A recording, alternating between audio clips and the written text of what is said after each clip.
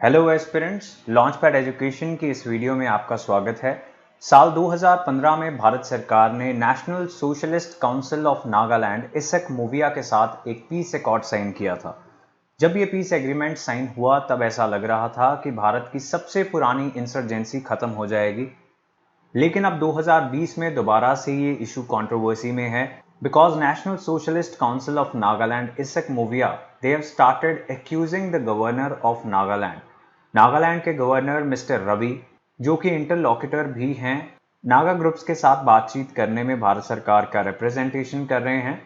तो अब ये पीस एकॉर्ड दोबारा से खतरे में आ गया है बिकॉज जो भारत सरकार के रिप्रेजेंटेटिव हैं और जो नागालैंड के गवर्नर भी हैं मिस्टर RN रवि, उनके साथ एक बहस स्टार्ट हो गई है सबसे बड़े नागा इंसर्जेंसी ग्रुप की, जिसका नाम है national socialist council of Nagaland Isak Muivah.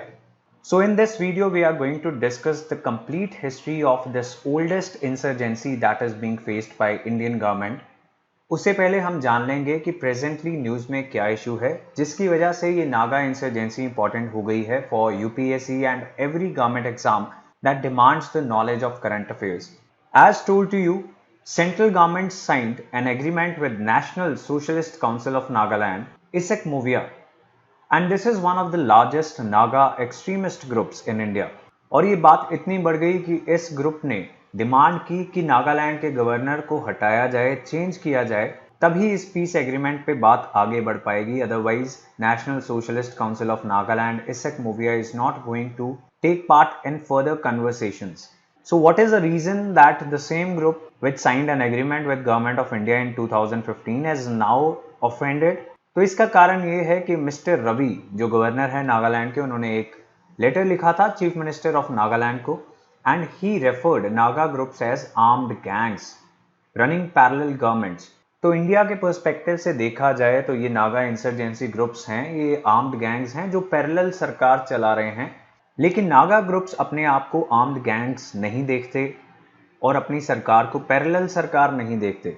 They consider their government as a legitimate government and this was the reason why this group got offended and इन्होंने डिमांड की कि नागालैंड के गवर्नर को चेंज किया जाए।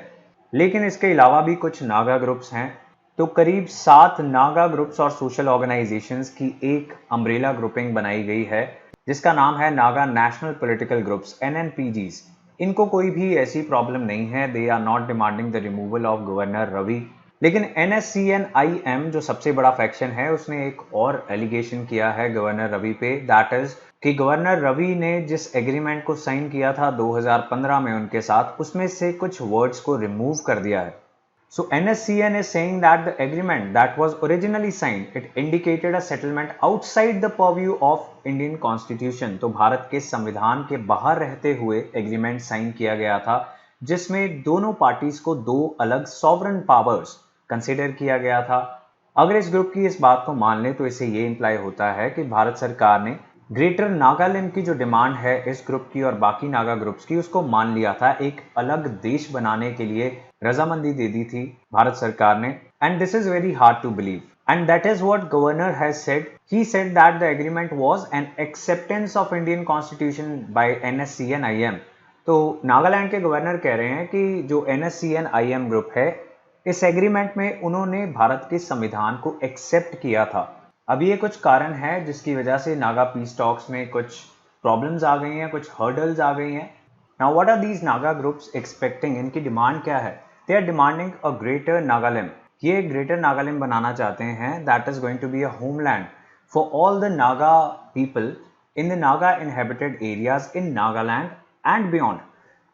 तो प्रेजेंटली जो नागालैंड स्टेट है, सिर्फ उतनी डिमांड नहीं है इन ग्रुप्स की, उसके बाहर भी नॉर्थ ईस्टर्न स्टेट्स में कुछ टेरिटरीज हैं और कुछ रीजन म्यांमार में भी है जो एक बॉर्डरिंग कंट्री है भारत की।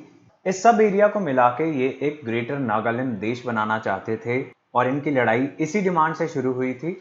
These are the north eastern states in India in which the demand of greater Nagaland can have some impact. Arunachal Pradesh, Assam, Manipur के भी कुछ रीजन्स हैं जो ग्रेटर नागालैंड की डिमांड में नागा ग्रुप्स डिमांड करते हैं, एक्सपेक्ट करते हैं। And this is also the reason that there is a lot of concern in these north eastern states because वो अपनी टेरिटरी नहीं देना चाहते To settle this insurgency, these peace talks are going on. Government of India in groups के साथ बातचीत कर रही है, कोई रास्ता निकालने की कोशिश कर रही है ताकि ये हथियार डाल दें और इस लड़ाई को बंद करें ताकि नॉर्थ ईस्ट में पीस हो. अगर पीस होगा तभी डेवलपमेंट हो पाएगी उस एरिया में. And these disputes that are going on they date back to colonial rule. British rule के टाइम से ये सारा इशू स्टार्ट हो चुका था. And Nagas they are not a single tribe. ये बहुत सारी ट्राइब्स हैं जो कलेक्टिवली एथनिसिटी से नागाज कहलाती हैं. And these people live in the state of Nagaland as well as in its neighbourhood. So going back into the history, इस इशू की स्टार्टिंग कहां से हुई थी? ब्रिटेन ने असम को अनेक्स किया 1826 में और 1866 में एक नया रीजन क्रिएट किया गया. The name of this region was Naga hills district. 1912 में नागा हिल्स डिस्ट्रिक्ट को असम के साथ मर्ज कर दिया गया और तब से ही नागा नेशनलिज्म की शुरुआत हो गई. And this fight of Naga nationalism that has continued even after India's independence. और 1918 में एक नागा क्लब नाम की ऑर्गेनाइजेशन बनी जिसमें सभी नागा लोग थे. And they started their resistance from this period. So this was the earliest sign of Naga resistance. 1929 में साइमन कमीशन को नागा क्लब ने कम्युनिकेट कर दिया that they want every other authority that is from outside of their region and who are not Nagas, that they should leave the Nagas alone. So they communicated to leave them alone to determine for themselves as they are doing from ancient times. तो नागा लोग चाहते थे कि traditional time से वो अपने फैसले खुद ले रहे हैं. They are making decisions for their government, for their society, for their culture on their own. And they don't want British government or any other future authority to decide for themselves. Next major step was in 1946 जब Naga national council बनाई गई and the leader of this council was A.Z. Fizo. So we can say that the oldest insurgency against India was started by this person. The name is A.Z. Fizo and he founded Naga National Council and they declared their independence on 14th of August 1947. तो नागा लोगों ने अपनी आज़ादी declare कर दी 14 अगस्त 1947 को. And they claim that in 1951 they have conducted a referendum successfully जिसमें सभी नागा लोगों ने एक आज़ाद मुल्क के लिए वोट कर दिया है. सो इन 1951 Naga national council said that they have conducted a referendum. In 1952 India में जनरल इलेक्शंस हुए पहली बार जिसको नागा नेशनल काउंसिल ने बॉयकॉट कर दिया. और बिकॉज इंडिया के डेमोक्रेटिक इलेक्शंस को बॉयकॉट कर दिया तो नागा नेशनल काउंसिल 1953 में बैन कर दी गई. Now bye early 1950s Naga national council they picked up guns और इन्होंने इंडियन स्टेट के खिलाफ अपनी लड़ाई स्टार्ट कर दी. They went underground and they became full time insurgents. In 1955, the Naga Hills area was declared a disturbed area by Government of India.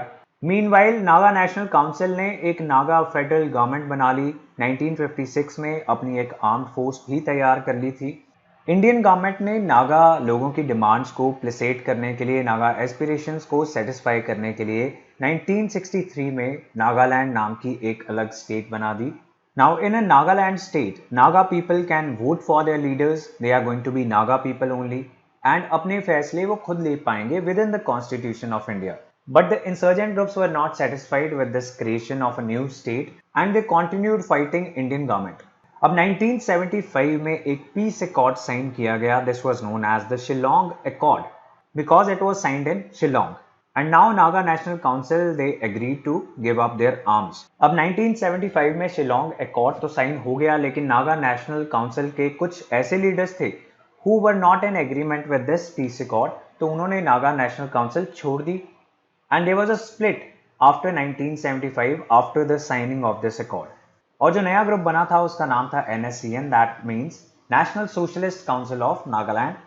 After some years इस group के अंदर भी कुछ डिविजन्स हो जाएंगी. दो लीडर्स होंगे इसक और मुविया, वो अपना ग्रुप बना लेंगे NSCN IM. और एक लीडर होंगे खापलांग, वो अपना ग्रुप बना लेंगे NSCN Khaplang. This division will happen in 1988. इसके भी कुछ कारण थे.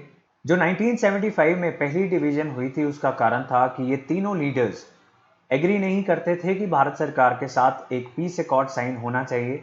And they wanted to continue fighting the Indian government. So 1988 के अंदर दोबारा से इस ग्रुप के अंदर स्प्लिट हो गया और दो लीडर्स इसक और मुविया उनका एक अलग फैक्शन बन गया और खापलांग का अपना ग्रुप बन गया। 1997 में इसक और मुविया वाला national socialist council of Nagaland faction Bharat सरकार के साथ सीज फायर एग्रीमेंट करने के लिए तैयार हो गया और इस सीज फायर एग्रीमेंट में ये एग्री किया गया दोनों साइड्स की ओर से कि इंडियन फोर्सेस NSCN IM की कार्डर्स को नहीं अटैक करेंगे और NSCN IM भारत की फोर्सेस पे अटैक करना बंद कर देंगे। इसके बाद जो मेजर एग्रीमेंट हुआ है वो हुआ है 2015 में। Central government signed framework agreement with NSCN IM। Khaplang के साथ एग्रीमेंट साइन नहीं हुआ। After the signing of this agreement with the largest Naga group, Prime Minister Narendra Modi tweeted that this is a historic agreement towards settling the oldest insurgency of India. And after this, further peace talks started. सभी Naga groups की जो demands हैं उसमें क्या कुछ उनको भारत सरकार ने देना है, इस पर चर्चा स्टार्ट हो गई आफ्टर 2015 फ्रेमवर्क एग्रीमेंट। इन 2017 बाकी जो छोटे नागा ग्रुप्स थे उनके साथ भी भारत सरकार ने बात करनी स्टार्ट की and these groups were created into a grouping which was named Naga National Political Groups। 2015 से 2020 के बीच इसक की डेथ हो गई, he died in 2016 and Khaplang जिसने एग्रीमेंट साइन नहीं किया था 2018 में उसकी भी डेथ हो गई। The remaining leader, the senior most leader of Nagas is now Movia। अब इनके बीच में बातचीत चल रही थी कि ये कंट्रोवर्सी स्टार्ट हो गई कि NSCN IM इस ग्रुप ने ये कहना स्टार्ट कर दिया कि गवर्नर ने हमें आर्म्ड गैंग्स कहा है and we are not going to talk with this person and they also started alleging that governor has changed the wordings of the agreement. Now what are the details of the 2015 agreement? We are not aware of it. Bharat सरकार ने इसको public नहीं किया है and this is the reason कि north eastern states अभी कुछ concern है कि कहीं उनकी टेरिटरी लेके नागा ग्रुप्स को नागालैंड को बड़ा करने के लिए ना दे दी जाए। The north eastern India is a very important region for India. वो बहुत वॉलेटाइल रीजन है, वहाँ पे बहुत सारी इंसर्जेंसीज चल रही हैं। There is lack of development. उसका एक बड़ा कारण ये भी है that the region was never peaceful. Since independence ऐसी इंसर्जेंसीज स्टार्ट कर ली गई जिसकी वजह से वहाँ पे डेवलपमेंट उतनी नहीं हो पाई जितनी बाकी इंडिया के हिस्सों की हो पाई। इंडिया की सिक्योरिटी के लिए बहुत जरूरी है because most of this region it borders China which is a very aggressive neighbour which we are seeing in the recent events as well. इसके अलावा एक मेजर डिमांड नागा ग्रुप्स की थी एक सेपरेट नागा फ्लैग और एक नागा कॉन्स्टिट्यूशन। इसका क्या सोल्यूशन निकलेगा इसके बारे में कोई जानकारी नहीं है और ये कुछ ऐसी चीजें हैं जो इंडियन गवर्नमेंट बहुत मुश्किल से एक्सेप्ट करेगी and this can become a bone of contention. ये एक पीस टॉक्स आगे ना बढ़ने का कारण भी हो सकती हैं। This is a region that is demanded in the greater Nagaland that is envision by these groups. As you can see बहुत सारी बाकी नेबरिंग इंडियन स्टेट्स का हिस्सा इनकी ग्रेटर नागालैंड के मैप में है एंड म्यांमार का भी काफी हिस्सा इसका पार्ट बनता है but there is no part of China in it and China is known to support the insurgent groups in this region of India. तो इन सभी इंसर्जेंट ग्रुप्स के चाइनीज गवर्नमेंट के साथ लिंक्स रहे हैं, वहां से वेपन्स और काफी तरह की सपोर्ट इनको मिलती रही है।